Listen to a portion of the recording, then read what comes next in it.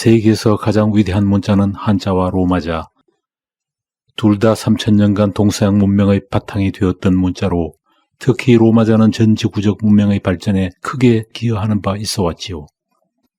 흔히 한글이 세계에서 가장 위대한 문자라고 말하지만 한글이 인류 문명에 기여한 바가 전혀 없으니 한글이 위대하다라고 아무리 말해도 그것은 한반도 안에서 우리들 사이에만 통하는 말이겠지요.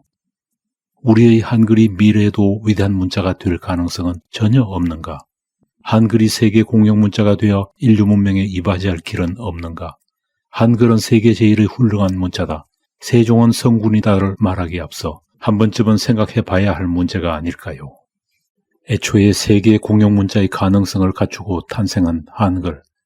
한글은 인도 음성학과 세종의 천재성이 결합된 금자탑으로 18세기까지 세계 최고 수준이었던 인도 음성학이라는 바탕 위에 세종의 천재성이 더해져서 탄생한 것입니다. 한글 창제를 위해 세종은 외국 문서, 즉 산스크리트, 중국어, 몽골어, 일본어 등을 두루 섭렵한 외에 한자의 발음 기호까지 염두에 두었기에 세계 공용 문자로의 가능성을 열어두었습니다. 다만 훈민정음을 반포하면서 어린 백성을 위한 국내 버전으로 한정한 것은 당시의 불가피한 여건이었으며 전 세계를 대상으로 한 글로벌 버전의 훈민정음 반포야말로 세종의 못한 꿈이 아니었을까요? 다음은 한글의 세계 공용 문자 가능성에 초점을 둔 것으로 아마 세계 최초의 한글 세계화 지도일 것입니다. 지도에서 보라색 부분은 세계 인구의 3분의 1이 거주하는 광범위한 지역으로 여기에서는 한국어, 일본어, 북경어, 광동어, 동남아어, 아랍어가 사용됩니다. 이 지역에서는 한글이 로마자보다 더 적합하다고 결론을 내릴 수 있습니다. 그 외 초록색 부분은 유럽어 사용 지역이며 여기에서도 한글이 로마 알파벳만큼 훌륭하게 적용될 수가 있습니다. 우리가 중국어나 일본어를 입력할 때 세계 공용 문자인 로마 알파벳을 사용하고 로마 알파벳으로 완성됩니다. 오늘날 로마 알파벳은 세계 어떤 나라의 키보드에도 다 들어가 있고 유일한 세계 공용 문자로서의 포스를 보여줍니다. 사실 로마 알파벳은 3000년 동안 서구 문화, 더 나아가 세계 문화의 바탕이 되어 왔으니 세계는 로마니제이션에 너무나 익숙해 있고 세계 언어의 로마니제이션은 인류 발전의 필연적 모델로 여겨져 왔습니다. 영어, 중국어, 동남아어를 넘어 세계에서 가장 복잡하다는 아랍어 발음, 만약 아랍의 한글화, 즉 아랍의 코리아니제이션이 로마니제이션보다 우수하다는 것이 밝혀진다면 그것은 곧 한글의 세계 공용 문자 가능성으로 연결될 것입니다. 바꾸어 말하면 한글의 세계 공용 문자의 시련은 아랍어라는 높은 벽을 넘느냐에 달려있는 것이죠. 한글이 이 아랍어라는 관문만 넘으면 그보다 훨씬 단순한 영어, 중국어, 동남아어 등의 코리아니제이션은 쉽게 됩니다. 우리가 지중해라고 하면 이태리, 프랑스, 그리스 등 유럽이 떠오르죠. 그런데 지중해는 유럽인만의 바다일까요? 알고 보면 지중해는 역사적 지리적으로 유럽과 아랍 세계 공동의 바다랍니다. 아랍 세계는 무려 1000년을 넘게 지중해를 지그작으로 넘나들며 유럽의 앞뒤집으로 지내왔습니다.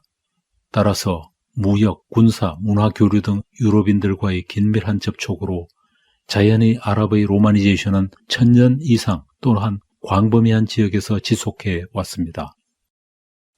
그런데 말입니다. 중국어나 일본어가 한국에 들어올 때면 어김없이 로마니제이션을 동반했지만 이와는 달리 아랍어가 한국에 입국할 때면 1000년간의 이웃이자 세계 공용 문자인 로마 알파벳을 떼버리고 혼자 들어온다는 말입니다. 이 현상에 대해 10년 전에 글로 남겼는데 현재도 달라진 것은 없네요. 당장 교보문고에 가서 아랍어 교재를 확인해 보시죠. 거의 모두 로마 알파벳 없이 한글 설명만 나올 겁니다. 이러한 코리아니제이션의 자연 발생적 현상에서 보면 앞의 한글 세계화 지도에서 주장한 내용, 즉 아랍어에는 영어 알파벳보다 한글이 더 적합하다는 주장이 그대로 확인되고 있지 않습니까? 어째 이런 일이? 가만히 살펴보면 아랍어는 세상에서 가장 복잡한 발음 체계를 가진 언어이며 1000년 이상 또한 광범위한 지역에서 알파벳과 각종 부호의 중구난방 사용으로 인류 발전의 모델이었던 로마니제이션도 아랍어만은 도저히 감당할 수 없기 때문입니다. 국제음성기구인 IPA 외 10여 개의 기관에서 내놓은 아랍어의 로마니제이션, 무원칙과 중구난방의 난맥으로 한글에 익숙한 우리들에게는 쓸만한 로마자가 없는 것으로 보입니다. 유독 아랍어에 있어서 저 위대한 로마 알파벳도 한글 앞에만 서면 왜 이래 작아지는지. 세상에서 가장 감이 빠른 한국인들은 한글이 로마자보다 한 수 위인 것을 직감적으로 또 느낌적으로 알아챘고 이것이 자연스럽게 코리아니제이션 현상으로 이어진 것입니다. 사실 그 복잡하다는 아랍어도 한글에 3개의 부호만 추가하면 간단하게 코리아니제이션이 완성됩니다. 아랍어보다 단순한 발음을 가진 중국어, 동남아어, 일본어에 있어서는 코리아니제이션이 우수한지 아닌지 감이 금방 오지 않지요. 그러나 아랍어라는 높은 벽, 엄청 복잡한 언어를 두고서는 한글과 로마자의 장단점이 백일하에 드러나지 않습니까? 로마 알파벳이 감당 못하는 아랍어의 특징으로는 우선 자음이 매우 많다는 점입니다. 우리말에 없는 발음을 보자면 다음과 같습니다.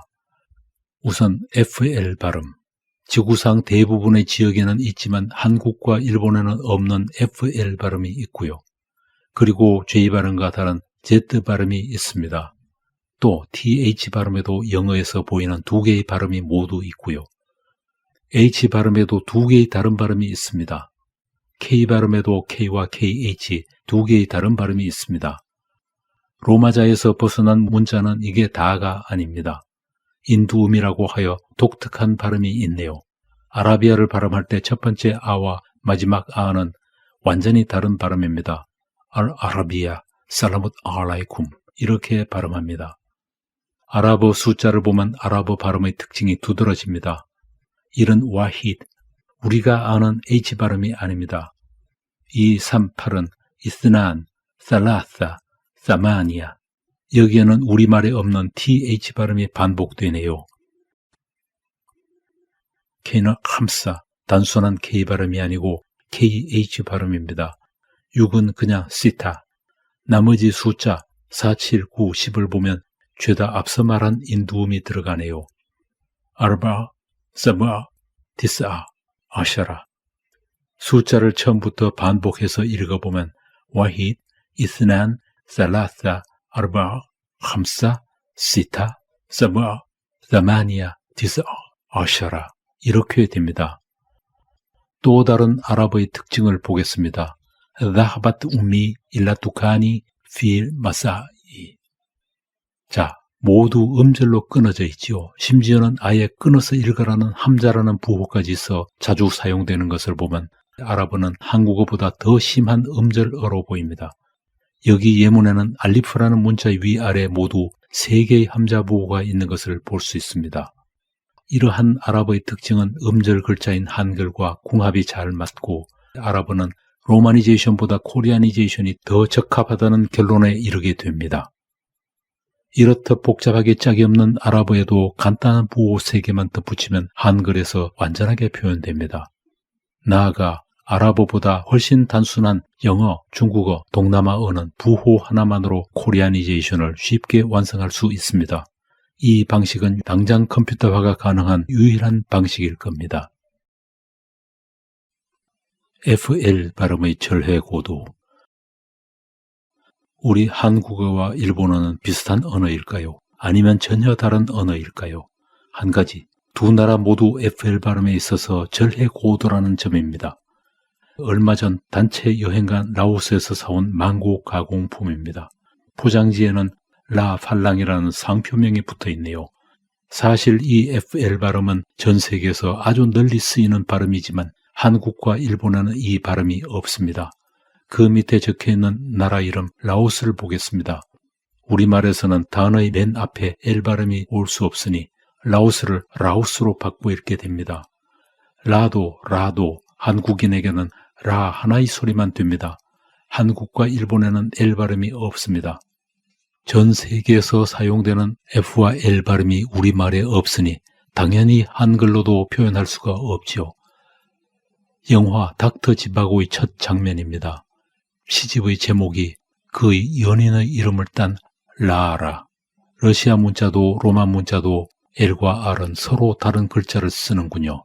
라라라, 라라라. 아, 확실히 다르네요. 그러나 우리는 L과 R 구분 없이 라 하나로 읽습니다. 우리가 길거리에서 흔히 보는 마라탕이라고 쓴 간판입니다. 엄밀하게는 마라탕이 아니고 말라탕입니다. 그리고 포토라인이 아니고 포토라인입니다. 몇 년 전 홍콩 시위 때 유명한 철의 여인이 있죠. 뉴스의 여인의 이름이 캐리람으로 나오는데 실제 발음은 캐릴람이지요. 유명한 일본 노래 엔카의 제목입니다. 브루 라이트 요코하마. 원래 발음은 블루 라이트 요코하마. 그리고 하이루 히토라가 아니고 하일 히틀러입니다. 우리말에는 단어의 맨 앞에만 L 발음이 없는데 일본어에는 아예 L 발음이 없네요. L 발음에 있어서 한국어와 일본어는 50보 100보입니다. 지금까지 F 발음과 단어 맨 앞에 올 때의 L 발음을 살펴보았습니다. 우리의 머릿속에는 이들 발음이 없지만 바깥 세상, 전 세계 대부분의 지역에서는 사용하는 것을 볼 수 있습니다. 즉 북미와 남미, 유럽, 아랍, 중국, 동남아 등 광범위한 지역에서 쓰이는 F와 L 발음. 유독 한국과 일본에는 없습니다. 우리가 비행기를 타고 인천공항을 뜨는 즉시 사방에 이들 FL 발음을 대하게 됩니다. 북경어와 광동어를 사용하는 지역도 동남아의 오지 라오스에서도 광활한 아랍 세계에서도 나아가 전 지구적으로 널리 사용하는 발음입니다. 오래전 작성해본 FL 발음 세계지도. 이것을 들여다보면 FL 발음에 있어서 한국과 일본은 전 세계와 철저히 고립된 절해고도로 보이지 않습니까? 바람소리와 학의 울음, 닭 울음소리나 개 짖는 소리까지도 모두 표현할 수 있으며 거의 완전에 가깝다는 한글. 한글이 중국어, 영어를 넘어 그 어렵다는 아랍어의 벽도 극복할 수 있다면 한글은 로마 알파벳에 버금가는 우수한 문자임이 증명될 것입니다. 여기에 대해 오래전 다음과 같은 제안을 한 적이 있습니다. 즉 한글 위에 간단한 부호를 두어 F와 L 발음을 구분할 수 있습니다. 아랍어 역시 모양이 다른 부호를 써서 발음을 구분할 수 있습니다. 19세기 말 조선 사람들은 워싱턴을 화성돈으로, 미국을 미리견으로, 헤이그를 헤아로, 러시아를 아라사로 불렀습니다. 오늘의 한국은 조선 말기와는 달리 글로벌 세계의 중심에 있으니 인식과 접근 방식도 달라야 하지 않을까요? 수천 년간 인류 문명에 기여해온 로마자와 한자, 늦었지만 우리의 한글도 인류 문명에 기여함으로써 이들의 대열에 합류할 수 있을까요? 한글의 세계 공용 문자화, 즉 세계의 코리아니제이션으로 세종의 못다한 꿈이 이루어질 수 있을까요?